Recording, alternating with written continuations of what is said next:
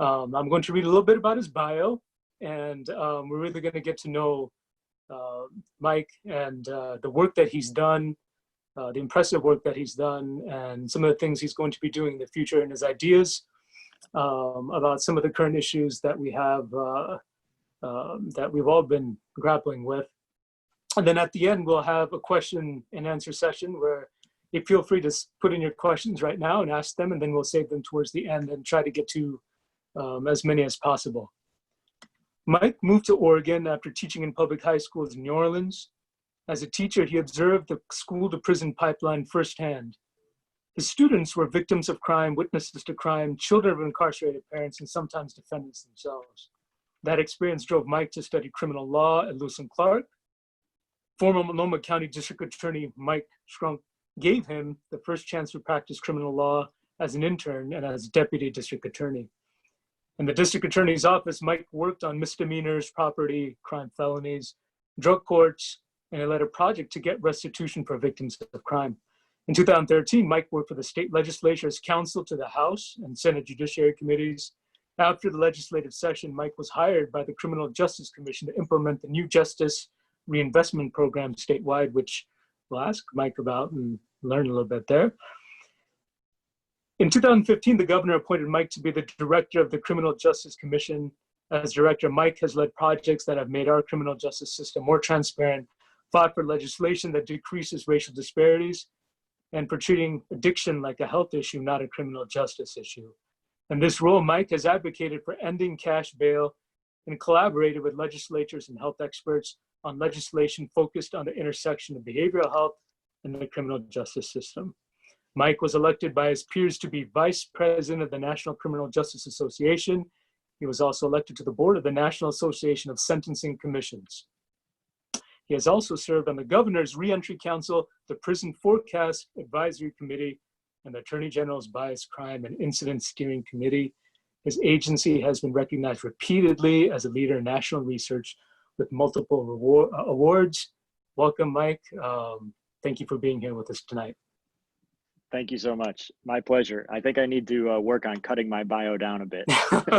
No, it's actually, some of the questions we're going to allow the viewers to understand some of the work that you've done and maybe the raison d'etre of why you've chosen this public service path. So the first question that we want to ask you, Mike, is can you tell us a little bit about your journey to the Multnomah County's District Attorney's Office? I know I touched a little bit on it in the bio, but what made you want to take on this immense role in public service?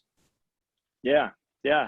Well, you did. You touched on some of it. I grew up in upstate New York, and my dad's a steel worker. My mom's a small business owner. And, I grew up in what I thought was, a very idyllic community, very rural, very white.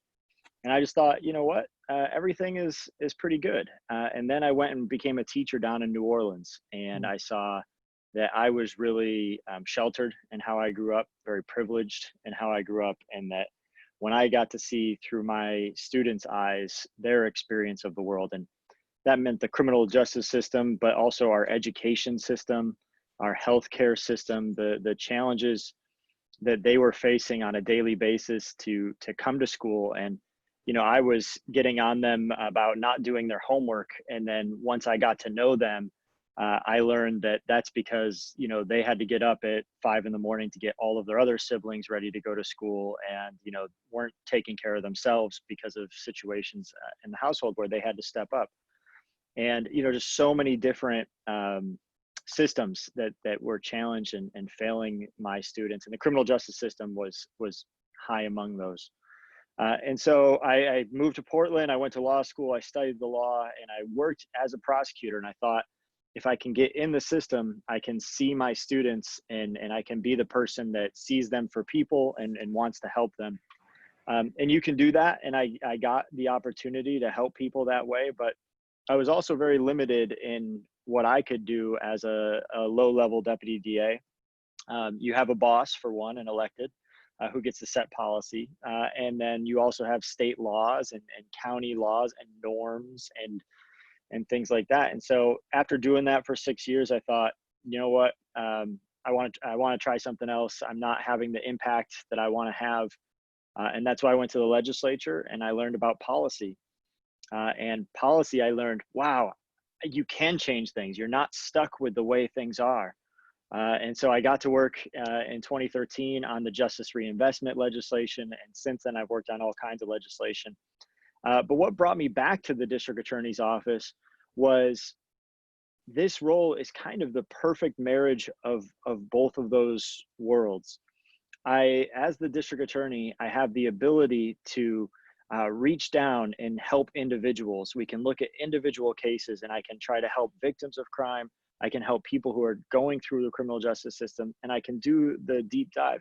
But I'm also can do the high level policy work that works to reshape how our criminal justice system operates in Multnomah County and even statewide. And so for me, when I saw the opportunity to run, I thought that's a perfect marriage of exactly what I'm trying to accomplish, which is both at the individual level helping people, but then also at the big level changing systems. Right. Thank you so much for that. And, it's actually interesting. Your bio reminds me, for those viewers who have seen The Wire, you come a combination of all the seasons from the district attorney point of view, from the teacher point of view. And so it's really interesting. But I guess it does give you a view of so many of the different systems that's in there, and then to be a central part in that's going to enact change, change that's, with efficacy. And so one of the questions we wanted to ask you is that what specific efforts can the district attorney and district attorney's office make to interrupt the cycle of violence and address trauma in communities most impacted by crimes? And I think one of the most interesting things that we saw in your biography was about the justice reinvestment, an approach to spending resources more effectively with the goals of reducing recidivism, decreasing prison use, protecting the public, and holding offenders accountable, which kind of encapsulates all the restorative justice pieces in the middle of the Venn diagram there. But what are some of the specific things that your district attorney's office, you as a district attorney, will be looking at to improve the system, to have what we have, and to make it better? Yeah. Well, I think, the district attorney, especially in Multnomah County, gets to play two roles. You get to be the top law enforcement executive at the county level, but you also have the voice at the state level. And so you really get to play both sides and do the statewide policy work and the local. But locally, as you know, and probably members who are watching this in our community right now, we're seeing a major increase in gun violence in our community. We've had more homicides in the last 30 days than we've had for 1 month period in the last 30 years. So there's a lot of violence happening in our community right now. And with that goes a lot of trauma. And so we could react in a traditional way and, investigate those cases, prosecute those cases, and that will definitely happen. But I think once we get to who is there at the heart of creating the trauma in our community, and we ask ourselves, why are they there? We're probably going to see a lot of young people that were a lot like my students in high school that are themselves at the center of trauma and the recipients of, themselves being victims of crime. And so to really get at the root of it, I think we need to think a little bit deeper about how we want to try to change and not just say, hey, what you did was a horrible thing, but how do we actually try to change cycles? And some of that starts with working with victims. The victims of today's crimes, if that trauma is not addressed appropriately, they could be the people in the future that are causing harm.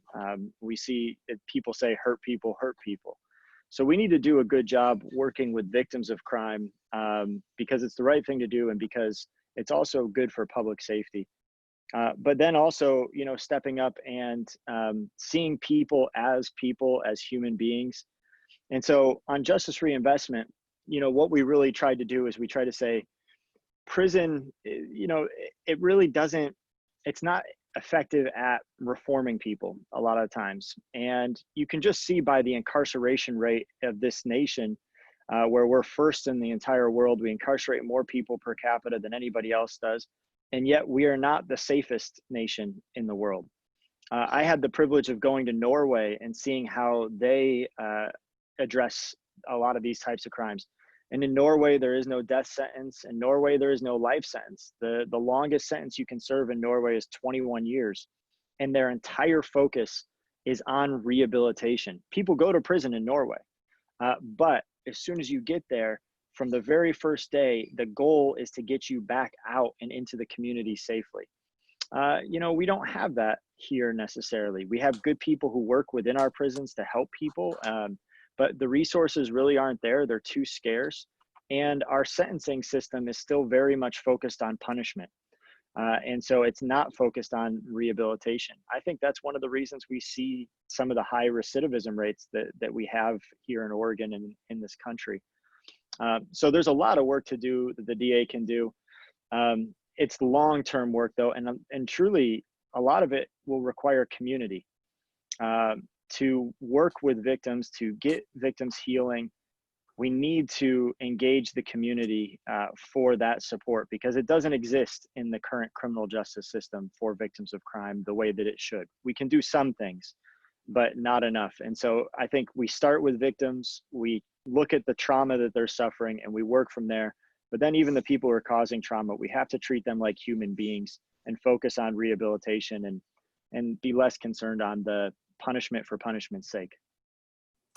You mentioned something very interesting about the role of community and being part of the process of rehabilitation for those who have suffered from crime and the trauma from that, and also to reduce recidivism rates. What are some of the specific things communities can do? And community organizations such as ours at the Muslim Educational Trust, what are some of the things that we can do, and other like-minded organizations and communities themselves to play a helping role and hand in this? And I know that's obviously a complicated answer, and I'm sure you could probably talk about it for 5, 7, 10 hours, a couple of days. But in a brief snippet that maybe gives our audience something to think about, and then we can follow up on it a little bit later. Yeah. So as you were talking, I'm kind of thinking through the major things. One, educating yourselves, educating the community about the criminal justice system, and that's what we're doing right now. So that's great. It's a complex system, and even some of the things that the narratives that we hear nationally about how the criminal justice system is failing or not failing might not be accurate locally. So we have to engage locally and understand and learn as much as we can about the system. So that's one. Two, I think supporting for resources, especially community resources. There are all kinds of community organizations that work with victims of crime, work with children, work with survivors of domestic violence, work with people who are surviving or survivors of hate crimes. And so, resources are a crucial component. And then the third thing is something I think I would like to see more thinking around. And so this is kind of, I'll say that this is a whiteboard conversation now. This is just an idea. But as I talk about restorative justice, and I think about the tens of thousands of cases that go through Multnomah County on an annual basis, I would love to see restorative justice be available on a scale that we could use in order to try to divert more people out of the criminal justice system, and to give opportunities to victims who are not necessarily interested in engaging with the traditional criminal justice system. And there are many reasons why people might not want to do that. And so we're missing a big part of serving victims of crime because they don't want to call the police. They're not interested in prosecution. And if all of our victim services are tied to those traditional system routes, we're missing the opportunity to really heal and work with victims of crime. But I think restorative justice can be part of that if we build up that infrastructure in our community. And so one of the things that I've been thinking about is there are organizations that engage in restorative justice in our community, Resolutions Northwest, Lutheran Services. I'm sure there are even more I don't know about. But can we get them resources so that they can become trainers that go to community groups like the Muslim Educational Trust for people who might want to really understand restorative justice and become restorative justice practitioners. And if community groups can start building community where people could go, victims could go. When I'm prosecuting a case, I could say, you know what, if you go to the Muslim Educational Trust Restorative Justice Program, and you go that route, then I don't have to do the prosecution, because I will be satisfied that the victim is being taken care of and that we're going to get better results in the long run anyway. So I think there's an opportunity there. There's more work to be done and to engage in how we can actually have community become part of a restorative process in our communities. All right, that's very interesting. And I know two things that come up as you mentioned it, and part of your bio talked about research, and I'm sure you have all the data and all the statistics running through your head right now. But is there a model outside that you see, or nationally, at least in the United States, or in a community that's similar to Portland's? Obviously, all communities are different, cities are different, Multnomah County is different from other places, but there's a model or a hybrid of a couple of models that you think that we could follow, or are we going to be the trendsetters for that?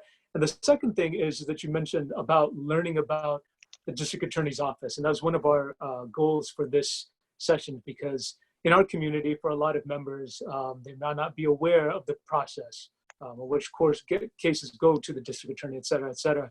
What's something that you feel is really misunderstood about the district attorney's office that a lot of people only have a certain image of from, maybe they've seen it on law shows, or, all they've heard is on the news, district attorney is going to prosecute this, so on and so forth. Those two things. And I think some of that will give maybe some of our viewers, and then they pass along to other people about how we can come up with solutions together, as you're saying, while working together. Yeah. So models, there are models on restorative justice, but what I've seen in the community setting, I'm thinking more things that I've read out of New Zealand, work that they've done there. Obviously, restorative justice practices have been around for a long time, with Indigenous peoples, Native American people have practiced restorative justice. Other cultures have practiced restorative justice for a long time.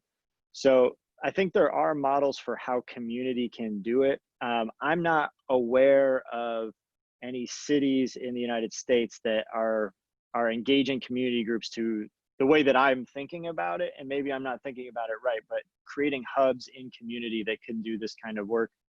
And so I haven't seen that, but you're right on the data and the statistics in terms of if you want to get better public safety results, restorative justice programs are incredibly promising, both for victims feeling like they've gotten healing and satisfaction, and for offenders taking accountability.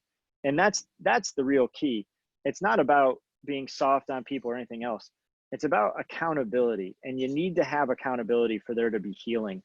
And so that's a crucial component. So I think we need to learn together on where are some models that we can take and adapt and make our own. In the district attorney's office, that's a great question. What are some things that are misunderstood? There are some basics. I hear a lot of times people conflate jail and prison. And so jail is the local jail, which is run by the sheriff in each county. So almost every county in Oregon has a local jail, and you can only spend up to a year in jail for a sentence. But jail is also where you spend all of your time if you are held pre-trial. So if you're not released on bail, pending your crime going to trial, jail is where you're held locally there. So a lot happens in the jail. It's a structure that's not built for long-term housing of people. And most, I think on average, jail stays are probably around 14 days, but most of them will end up being 1 or 2 days. It's the highest volume part of our criminal justice system of incarceration. And it's also, in my mind, where there's so much impact to the vast majority of people who touch the criminal justice system. the number of people who commit very serious violent crimes that will send them to prison for a long time is a small percentage of the total number of people that go through our local jails. You can go to jail for any number of, you know, misdemeanors, driving while suspended, all kinds of things can get you into jail. And even being held for 1 or 2 days can really disrupt your life. You can lose your job. If you lose your job, you can lose your housing. So the jail really, as I've thought about it, is kind of, I think it's, to make an analogy, it's like the coral reef. It's the coral in the reef. If it's healthy, everything else can run right. If the jail is not working right, it can really be kind of a bad criminal justice system locally. So I think one thing that people should learn is how the jail works in a criminal justice system, on holding people pretrial, on short sentences, because that's the vast majority of people. Prison is at the state level, and that's when you get sentenced and you go for a sentence of more than a year. And those two things introduce an interesting economic dynamic, where the local county pays for the jail, the state pays for the prison. So right there, you have incentives built into your criminal justice system. If the county would rather not pay, they're better off sentencing them to more than a year, so that the state has to pay for their custody. And so you'll see things in our criminal justice system of people getting sentenced to a year and a day.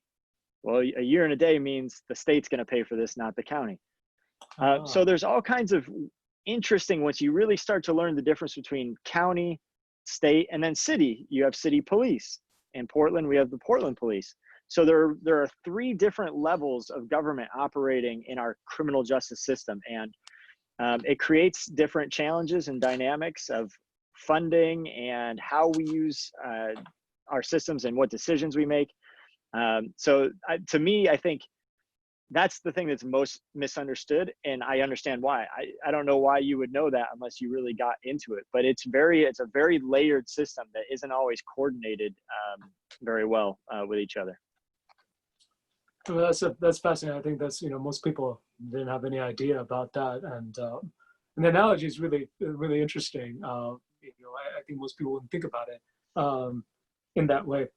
One of the things, questions that we had, and the quickly rising population in Multnomah County, and also in Washington County, new diversity. We have a lot of immigrants, some refugees, and one of the questions that was brought up is that, do you feel there's a need to develop and enhance cultural competency in the DA's office, the sheriff's office, the courts, to understand how different communities operate?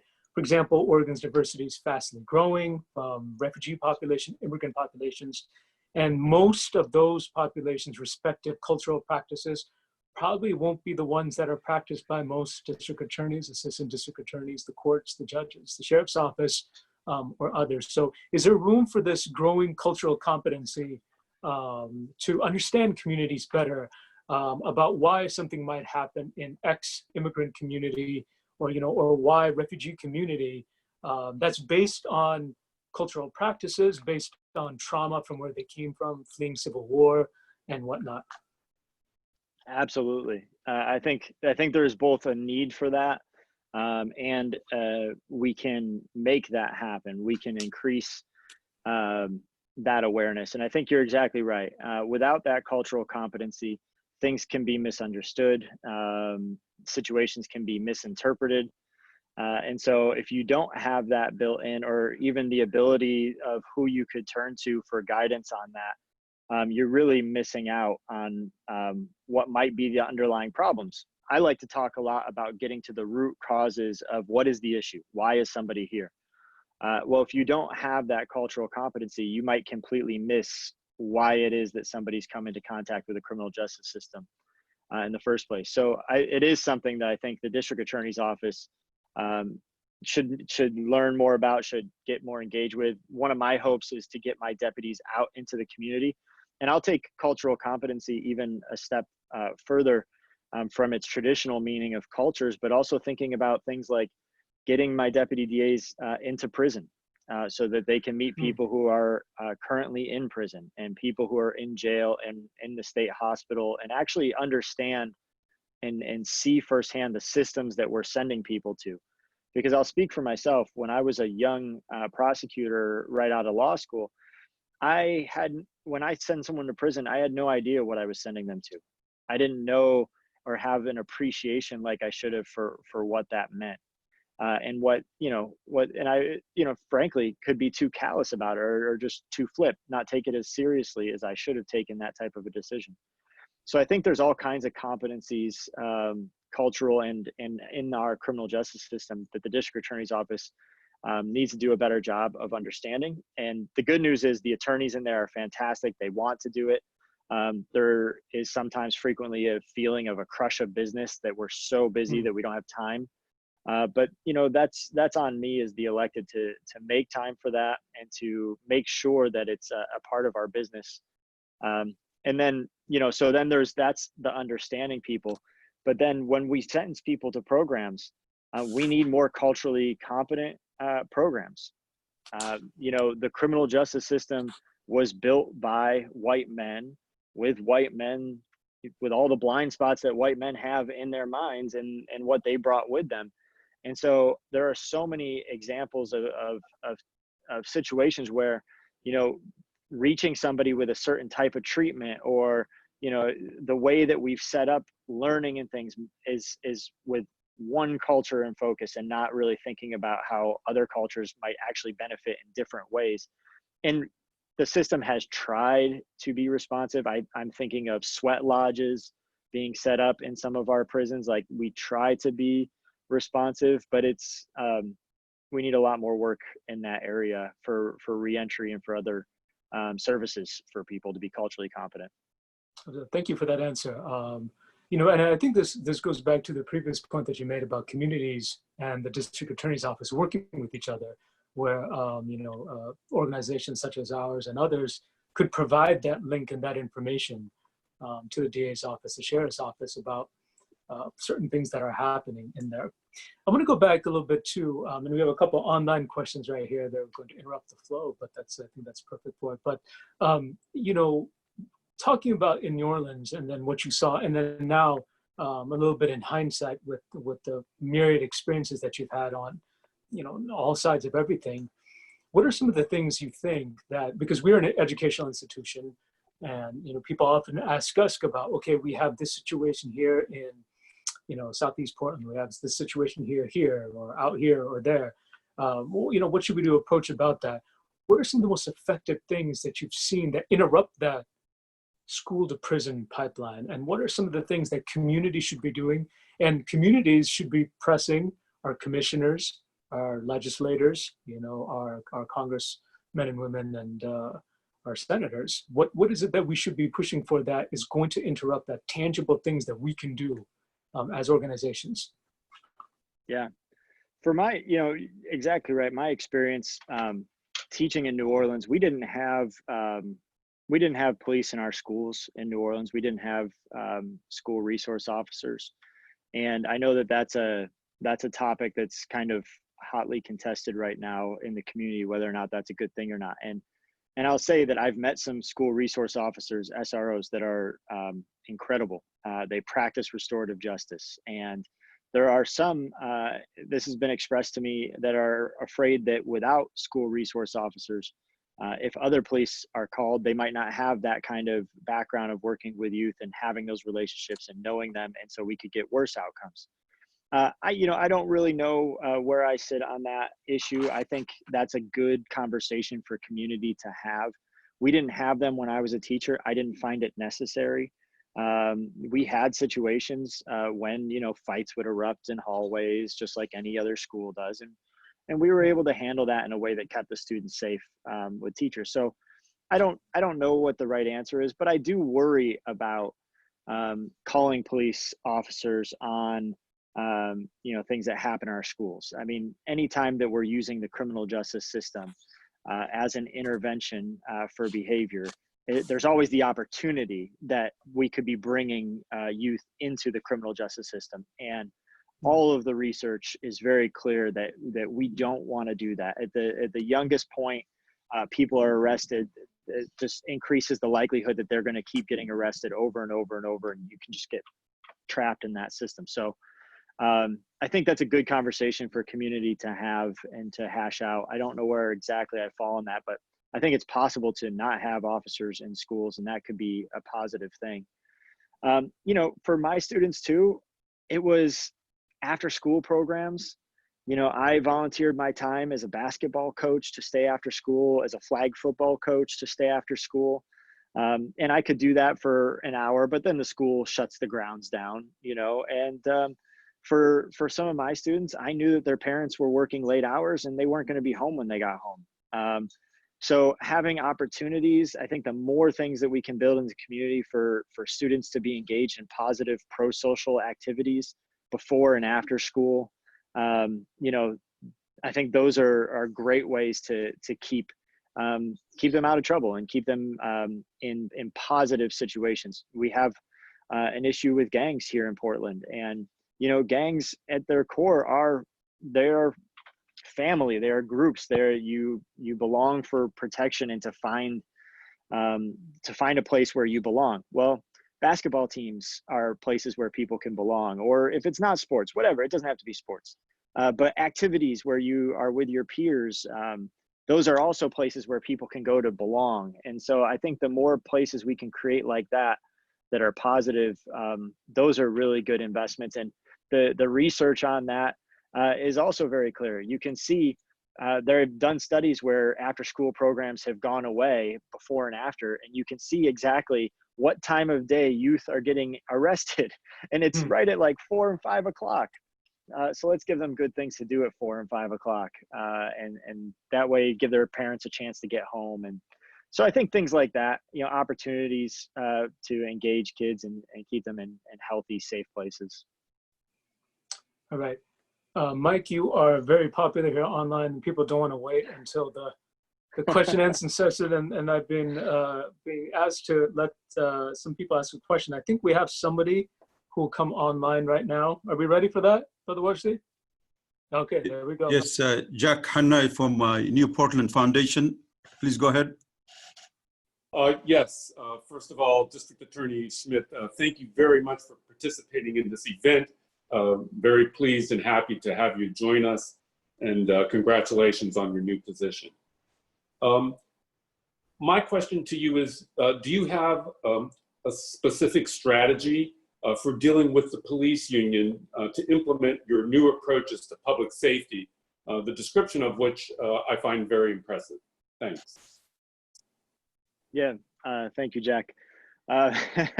Well, my honeymoon was short-lived. I got my first letter from the head of the police union on Friday. So I guess 1 weekend, huh? 1 week. Yeah, okay. 1 weekend. We haven't actually sat down since the election, so that was a little surprising. But it's tough, you know. And one of the things that struck me was that we have different roles, we have different jobs. You know, the police union and the leadership in the police union is there to protect police officers and to, you know, protect their union members. My job is to protect the community. And so those are different jobs. And sometimes I think those interests are competing. I don't know what the strategies are. You know, myself personally, I'm kind of a person that likes to get together with people to try to talk through and work out. And sometimes we're not going to agree, but at least be on the same page. But, you know, I think it's going to be challenging. At the end of the day, we all want the same thing. We want safer communities. We want places where people can thrive and be healthy. We want police officers to be safe and to go home to their families. So there's a lot of commonality. I hope we can zoom out to some of that. But we have to be honest and recognize that we've lost the trust of much of the community. And there are reasons for that. And some of the reasons for that are because of the actual or perception that police officers aren't held accountable. And, you know, that's going to be my role as district attorney to say, if a law is broken, we have to enforce the law, and it doesn't matter who you are. If you're a police officer, you're a member of the community, it has to apply equally to everybody. And that's going to be painful, I think, at times. I think that could be a real challenge, but at the end of the day, it'll make our criminal justice system hopefully regain legitimacy and stronger, and be an institution that the community trusts. But there are going to be some real challenges there with the relationships, as already outlined in my first letter from Daryl Turner. So we'll see. You know, I want to be collaborative. I want to work together. I know we all want the same things, but there will be some challenges. Okay. Jack, did you want to follow up on that, or was that satisfactory?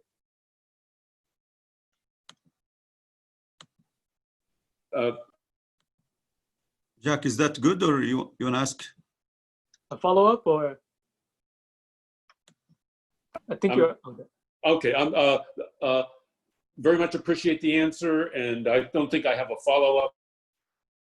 Okay, thank you very much, Jack. Yeah. Jack Hanna is from the New Portland Foundation. It's a new organization to help integrate immigrants and refugees. Thank you very much, Jack.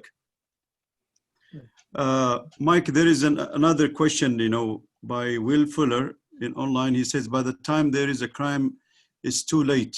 What about dealing with the systemic trauma, racializing trauma, like what Resma Menakan discusses in My Grandmother's Hands? U.S. culture has deep racial and cultural supremacy practices that undermine our values. What practices beyond the criminal justice system are needed in your perspective? Yeah, I mean, I agree. The criminal justice system, we aren't built to heal, and we are built to hopefully solve some crimes, but the crime has already happened. The harm has already happened. And so it is too late. We need to get upstream. And a lot of that harm is from, decades and generations and centuries of racism that has been built in. It's well documented by so many people much smarter than I am about how slavery has really morphed into, in a lot of ways, a lot of our modern day criminal justice institutions. I was invited to, and I visited the Angola prison down in Louisiana.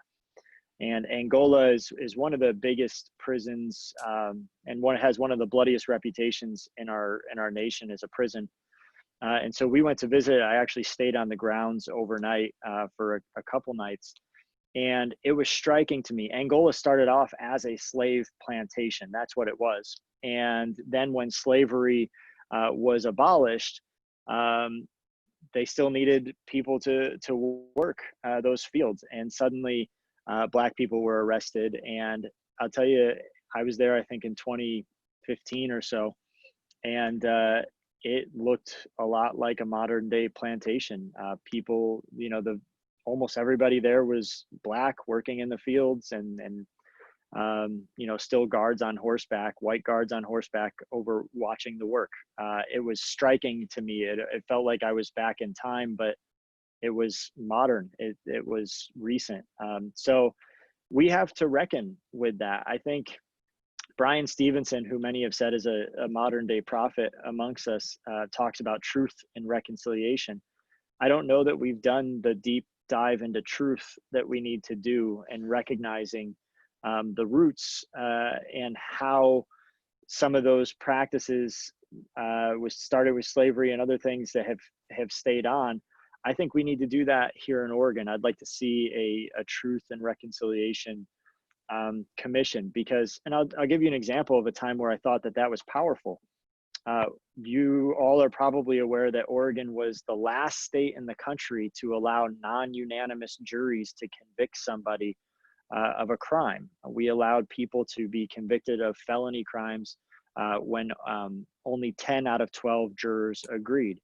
We're the last state in the entire country to do that. And I think that a consensus had been built, and we would have changed it. The Supreme Court ended up changing it for us, which is sad that we couldn't do it ourselves. But I think we were at a place where we were willing to change it, But I think a lot of that was because of work that was done by legal scholars that traced back the very racist roots of that policy.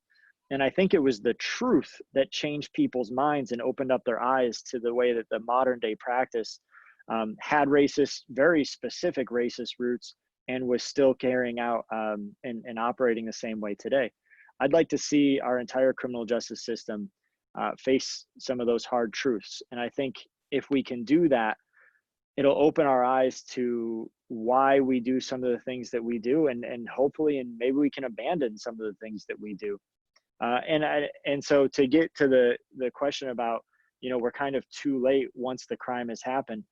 If we can reduce some of the harm by addressing the truths that our criminal justice system inflicts, that other systems in our state inflict on people, hopefully that can help get us a little bit upstream of some of the trauma that people are suffering, and maybe that would be helpful in reducing, eventually the actual crime from happening. But truth and reconciliation, it's something that's happening across our country. There are 3 district attorneys' offices right now leading efforts to do that. Philadelphia, San Francisco, and I want to say Chicago are doing that. It's something I'm very interested in and talking to folks.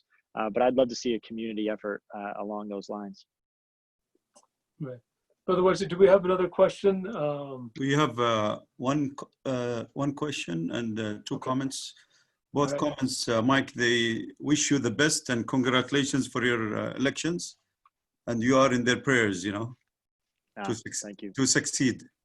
Another question from a young man saying that, what are your thoughts about taking funds from the police and directing them to fund other social services to help heal our public square?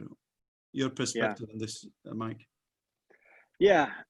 So this really comes from, I think, the conversation around, people are calling it defund the police, but it really is, where do we put our resources? And what does that say about our values? I think that we can have a rebalancing of where we are putting our resources. The police officers, the institution of police, have been asked to do all kinds of things that although they try admirably and they sometimes they are successful, they're not necessarily the best intervention for people with mental illness, for people with drug addiction, for people who are experiencing houselessness. So I think that is a good conversation to have, rebalancing.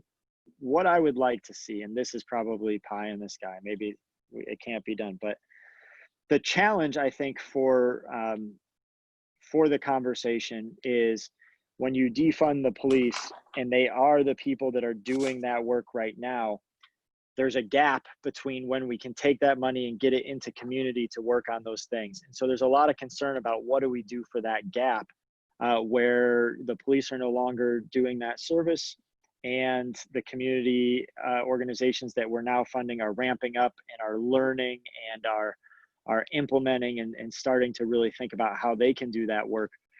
What I would love to see in this conversation would really be a massive influx of resources into the community right now, into those service groups.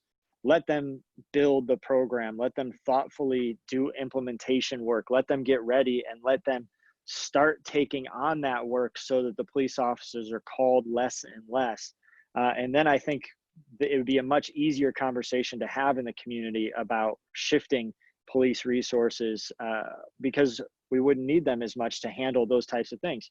Or, police officers could actually use the resources they have to investigate very serious crimes. There are many crimes that don't end up getting solved. We could put additional resources into homicides of BIPOC communities who, especially, there's been a lot of attention drawn to Indigenous women who their crimes have not been solved. They go unsolved for rates higher than other people, other white people. Their crimes get, the clearance rates are different. So I think I would love to see a big investment in community that would make the transition easier. But I also understand that people, that might not be realistic. And so if we want to make those investments, we need to have the conversation about where we can get that money from. And, I hope we can have it as a thoughtful conversation, because I do think that we need to, defunding is one thing, defunding the police, but we need to know exactly what is the thing that we are funding and what's it going to look like to take on the services that are no longer being provided. So it's a challenging conversation. It's one we should have. It's been said by other people that budgets are the moral documents that we are governed by. It really shows you what a society values by looking at what they pay for. And I hope and want to be in a society where we value community, we value health, we value education more than we value punishment. But I'm not sure that that's the way things are balanced at this point. Right. Brother Warji, was there somebody else? Okay, who we wanted to have ask? we have two more questions. All right. One is from our dear leader, Sam Subiri with Parks for New Portlanders. He says, congratulations, Mike. He is looking forward for you to engage in the Parks and Rec programs. And he's hoping that you will accept his invitation after COVID-19 is over. Hopefully soon. Great. I was a member at the boxing program at Matt Dishman for a while. That's good. So I'd like to get back to that. Excellent. Another gentleman, a great Arab American leader, Syrian American, he says, how can the new immigrants, the Syrian community and the Arab American community be in support of your efforts? That's a great question. I think I would love to, sit down and hear about, what challenges specifically, I have a lot to learn, are facing Syrian community, Syrian immigrants. I think that's something that I could, I would love to make that connection so we can learn from each other, and I think we can figure out some ways to work together. So let's connect, because I'm sure there are things that I need to learn so that we can figure out how we can better serve each other. Excellent. Another question from the Iraqi community, and here both Christian and Muslim, Syrian and Iraqis, the baby shaking syndrome the Iraqi community has faced so many cases from the Multnomah County DA office, and they feel there are so many biases there. Can you carry investigations in this issue? They would really appreciate, that. Yeah, I've had people bring this issue to me before. There's a woman who's a journalist who did a documentary on baby shaking and the science behind it.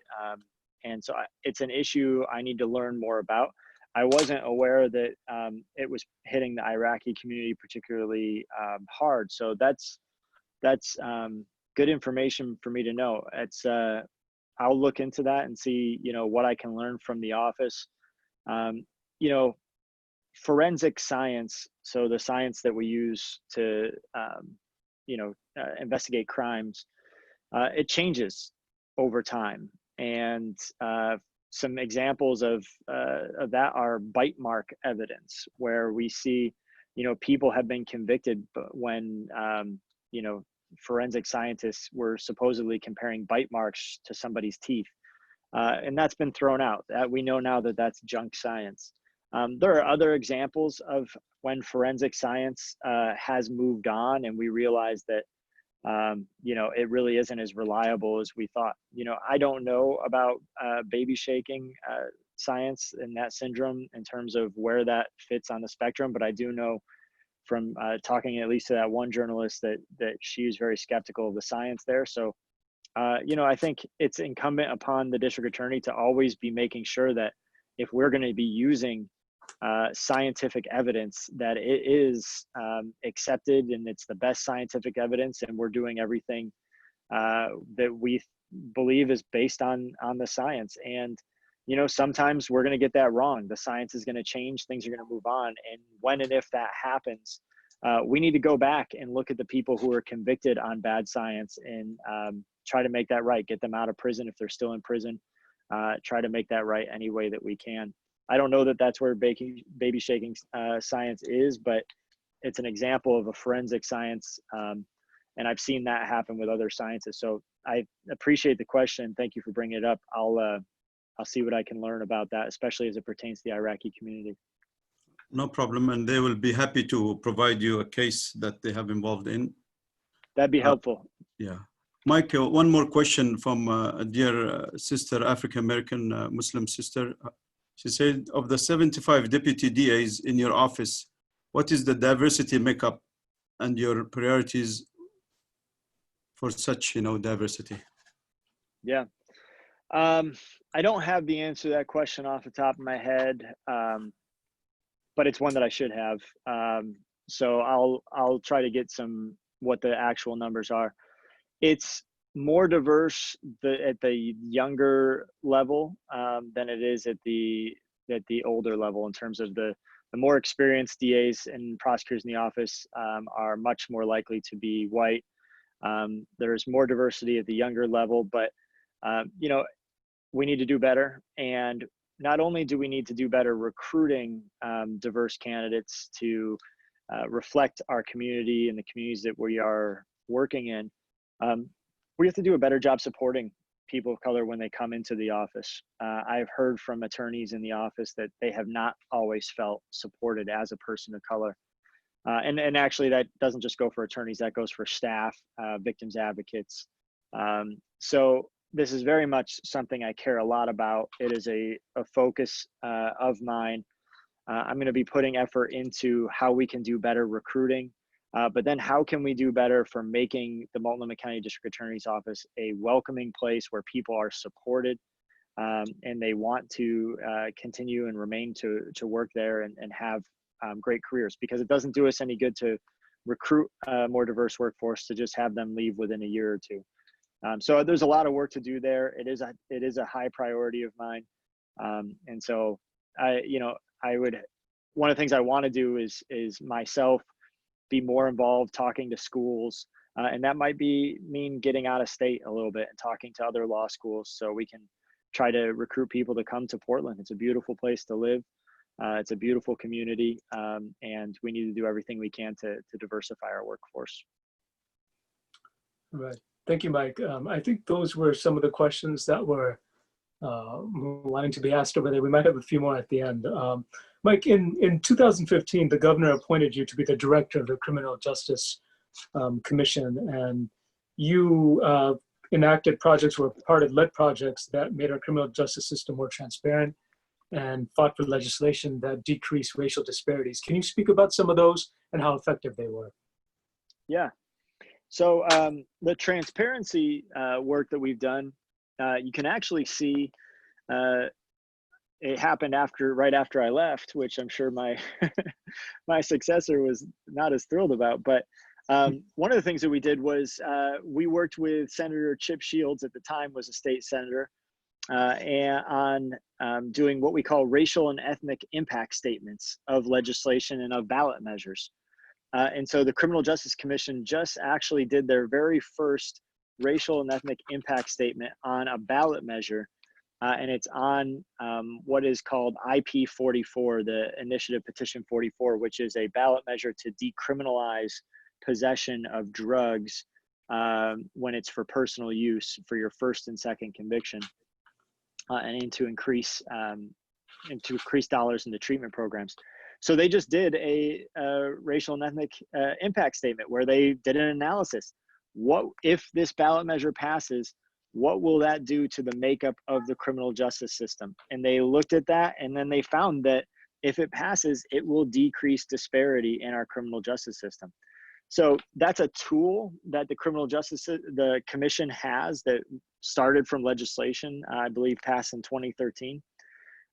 We've done a lot of work at the CJC, we call it Criminal Justice Commission, the CJC, with putting data online using data dashboards.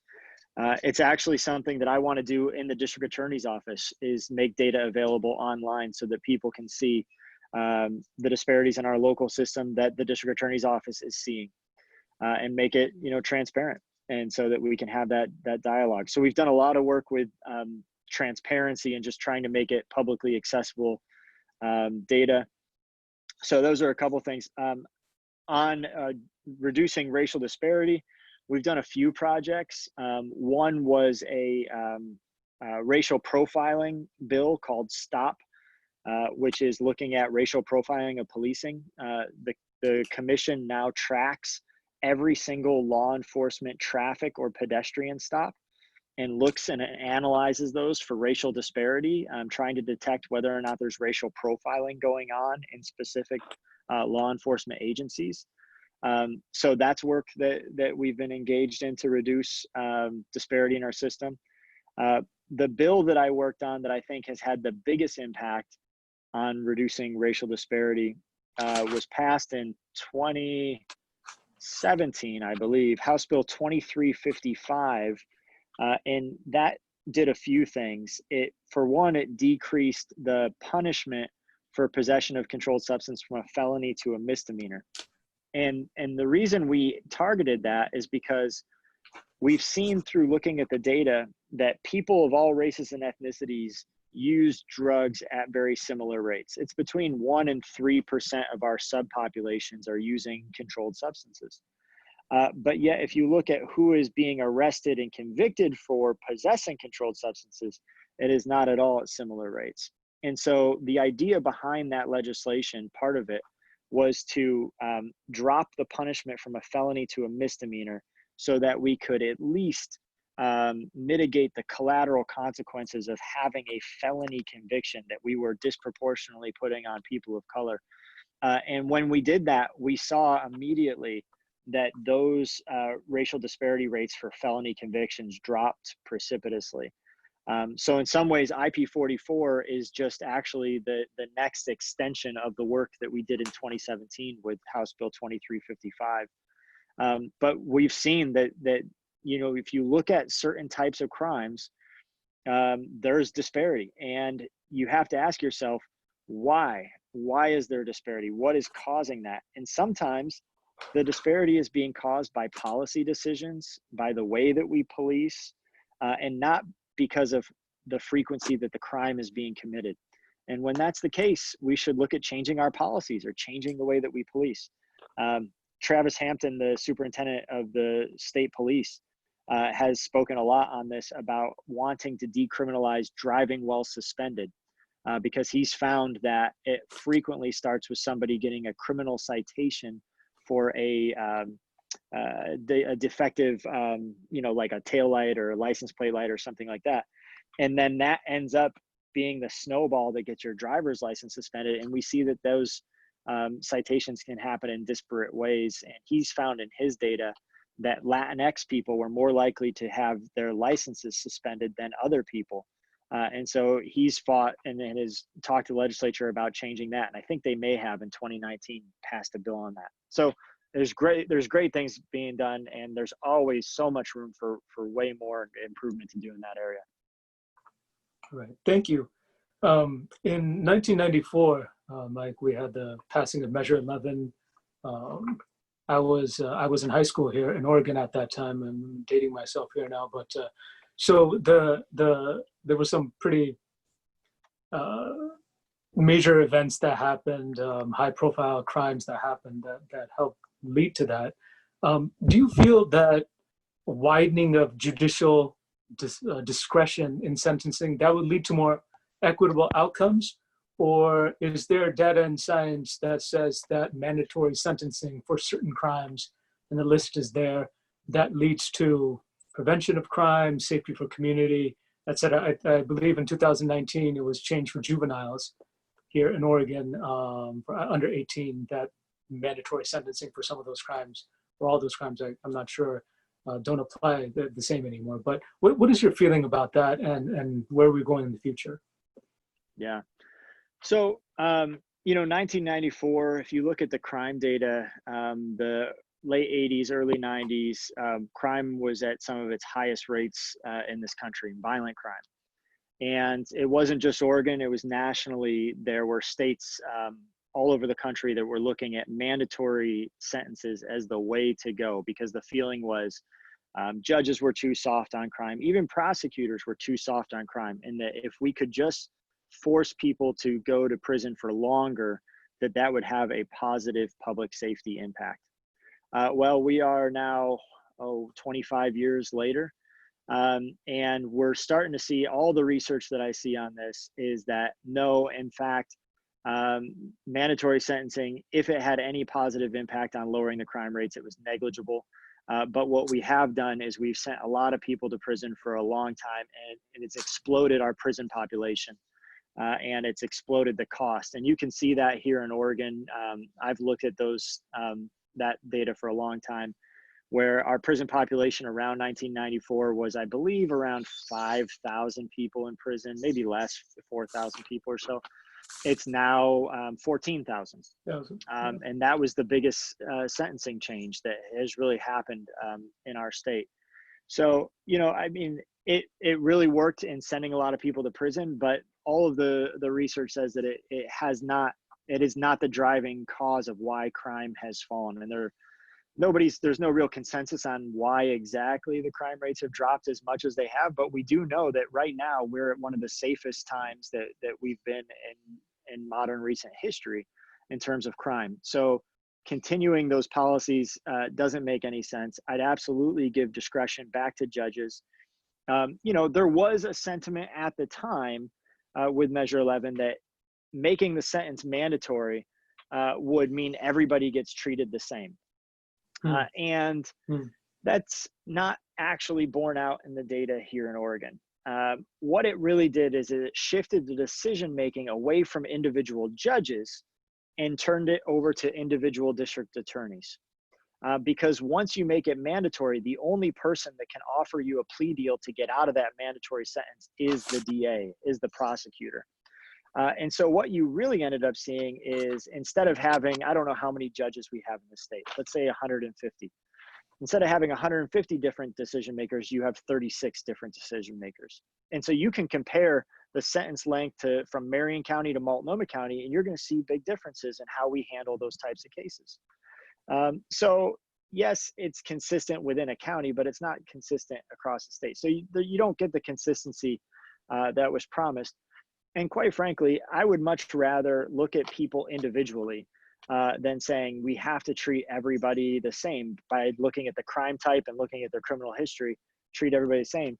I think we need to look at people more individually than that, and understand the circumstances that they're coming from, listen to the victim and hear from what the victim has to say. I've had victims of crime both argue for longer punishments and shorter punishments, than what is on the table. And that's a very individual thing. So I think judges are the people that we elect to make those decisions. They should hear from the prosecutor what they think. They should hear from the defense attorney and the defendant what they say. They should hear from the victim, and they should balance all of those things with public safety in mind, and thinking about how can I craft a sentence that hopefully is going to help people heal.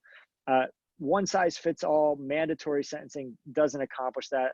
And it fails in a whole host of other ways that we could go on and on about. So I think we should eliminate mandatory sentencing and talk about, these are very serious crimes. I don't want to say that Measure 11 crimes aren't serious. It's not what I'm saying.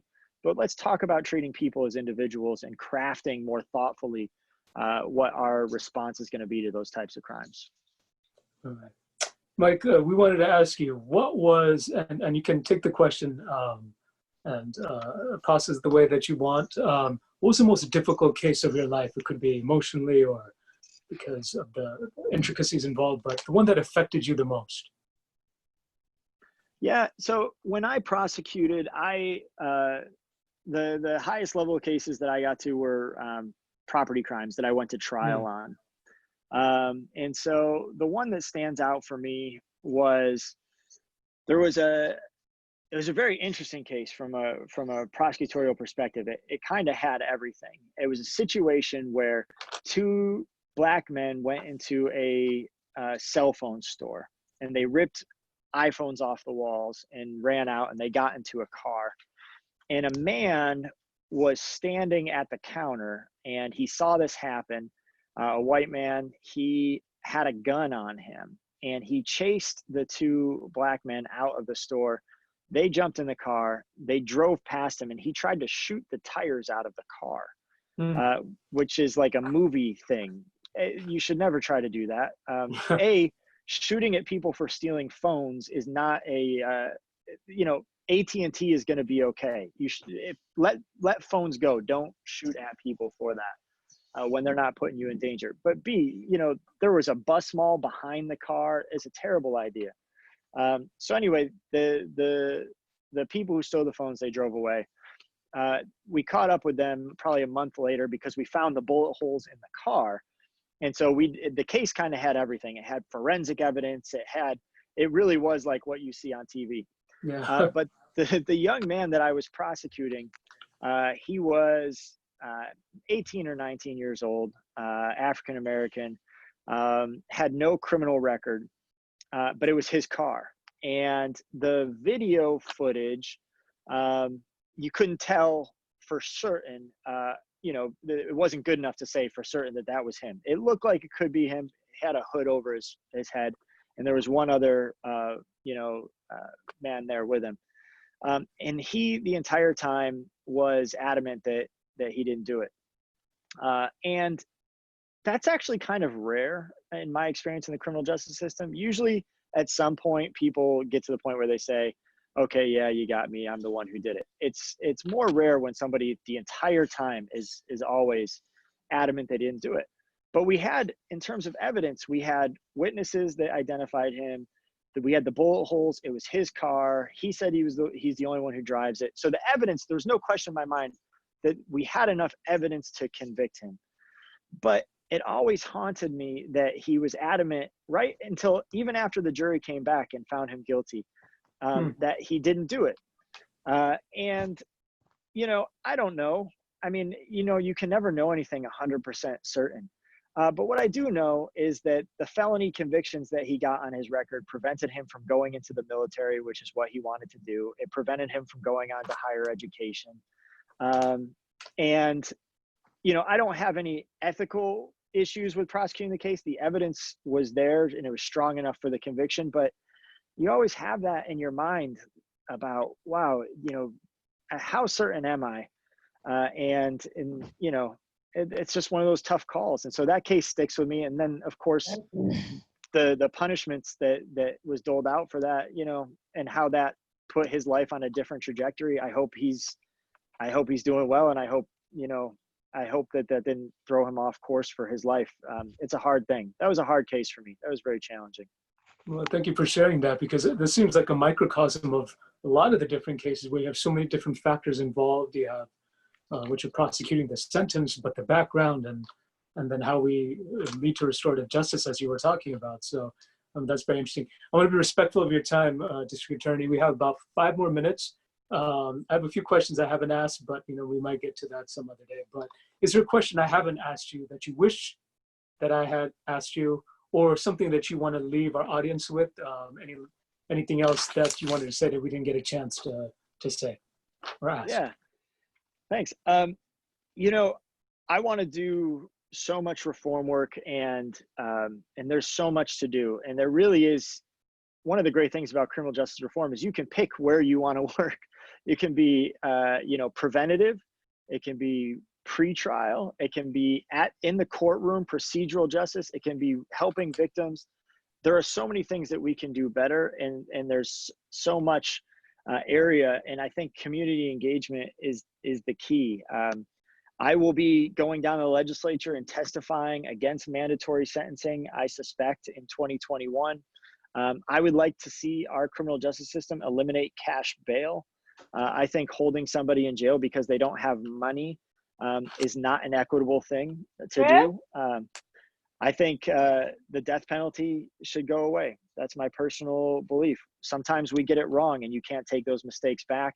And we also see, what communities are more likely across our country to have the death penalty imposed on them. I think we should do away with that. So I think, but there's a lot of things that people can work on. And one of the things that I think has been so great for me is that it really hasn't entirely depended on your political affiliation or stripe.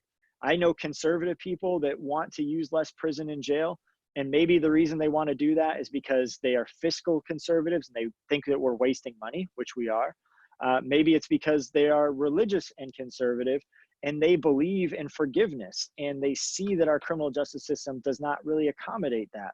I know people of more liberal persuasion who want to work on criminal justice reform because they want to treat people like individuals. They want to get to the root causes. They want to get at the underlying societal factors. So there's so many reasons that people can approach improving our criminal justice system. And I think there's a lot more consensus if we could educate ourselves and talk through these issues than we even know that there is. And so I'm so grateful for having the opportunity to talk to all of you. And I'm happy to come back another time, engage more, because I think this is important for me to hear from the community and learn things like I learned about the Iraqi community and impacts on baby shaking syndrome. It's important for you to engage with me and what I can help, make more plain and accessible to people. So I really appreciate the opportunity. We appreciate your time, District Attorney, and it's been an honor for you to host you and to learn about your past and what you can do in the future. If you don't mind, I have, as soon as I said we're done, two people want desperately to ask you something. If you don't mind, if we have another 5 minutes, we will. That's certainly. fine. Okay, Brother Wesley, can you mention Yeah. those two questions? Yeah. Dear District Attorney Mike Schmidt, we really appreciate your time and your peaceful engagement. 5 years from now, looking at our justice system, looking at our prisons, mass incarceration, has failed. 25% of the world's prisoners are locked up here in the US, when only the US make 5%. How can we rethink our prisons, Why Norway is succeeding and we are not? And then the privatization of the prisons, giving the prisons to private companies. How can Oregon be a leading, in terms of rethinking prisons, rethinking the justice system? Yeah. So we're fortunate in Oregon in a lot of ways. We don't have private prisons in Oregon. So that's great in terms of in our state system. And we also don't have a bail bonds industry, which is great because they are in other states that they are one of the most challenging places to get rid of cash bail because obviously they make their money from people having to pay them to get out of jail. So we have some advantages there. In terms of why are we different than Norway? I got to talk to one of the kind of the thought leaders, in many ways like a grandfather of the Norwegian system. He was a fascinating man, and we actually brought him to Oregon to the criminal justice reinvestment convention that we put on. But he tells the story about, Norway was at a crossroads. They could have adopted the American model, and they were thinking that that was the way that they were going to go build more prisons and keep increasing incarceration. And they wrote some white papers in the 90s and said, you know what, that's actually not the right way to go. We need to go in a completely different direction. So Norway had a national debate and they talked through it, and they depoliticized a lot of these decisions. They took the sentencing decisions away from legislators who could demagogue and stand up and say, I'm going to be tough on crime by increasing this punishment this much. They took it out of the political process and they gave it to the experts. And the experts helped design a system where they incarcerate much less frequently. And when they do use incarceration, their entire goal is to get people back into the community as quickly as possible once they are safely rehabilitated. And their recidivism rate shows it. It's about half of what ours is. And their incarceration rate is about 1/7 of what ours is. So, I think we have a lot to learn. America, really, we went down one path and we are an outlier in the world. And, Oregon does a lot of things very well, but we should not be complacent and pat ourselves on the back too much. In terms of incarceration rates, we are 25th in this country. We are dead smack average. So we are not one of the lowest incarcerating states in this country. So we have work to do.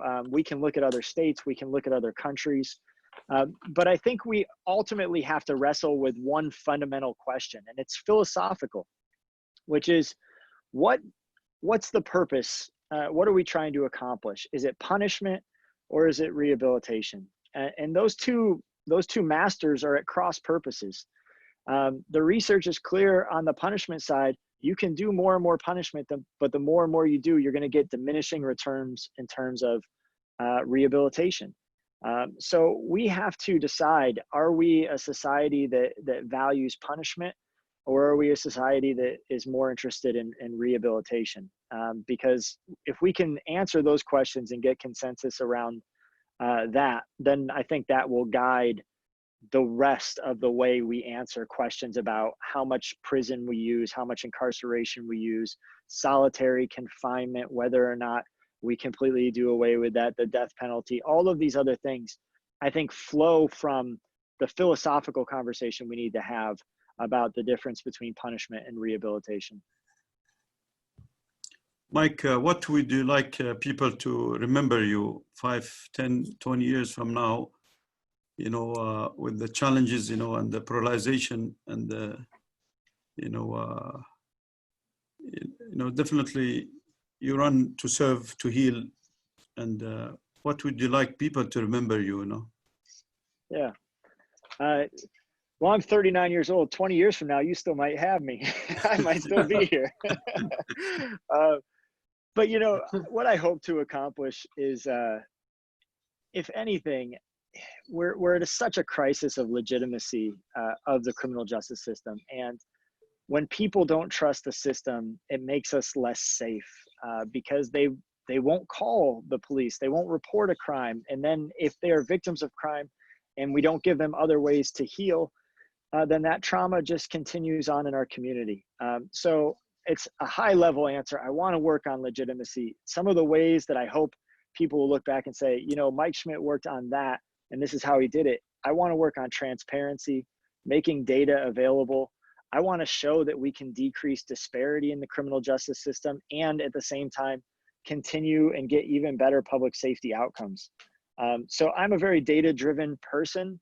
I hope that we can actually show numbers that show that our criminal justice system has less disparity, that it's more transparent, and that, our recidivism rates, that we can move those down, that we're focused on rehabilitation. I mean, those are very high level things, but at least being able to show some benefit and show some positive change in those directions. I hope that that's what people can point to. I know I asked you before this question when you were elected, Mike. Would you be, one of our great superintendent of Portland Public Schools? In my 34 years in Portland, was Dr. Prophet.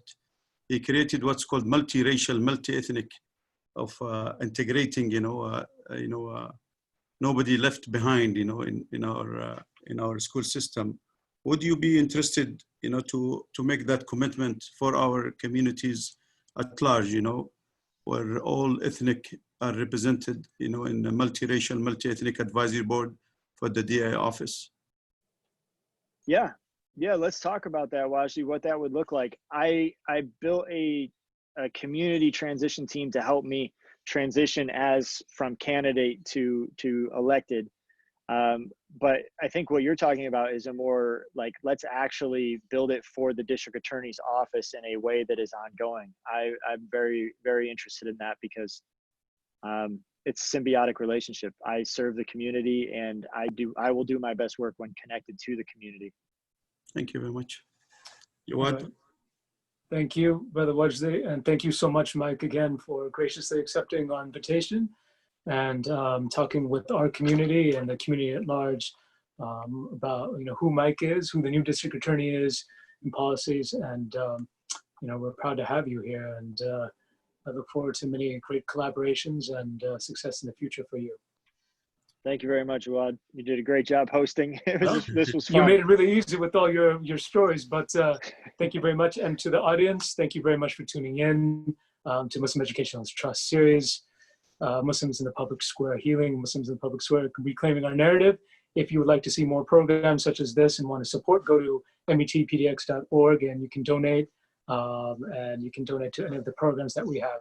Again, thank you so much. Assalamu alaikum, and we'll see you next time, inshallah. Thank you very much, Mike. Take care. Bye-bye. Take care. Bye-bye. Thanks, Jawad. Thank you. Alaikum. On some.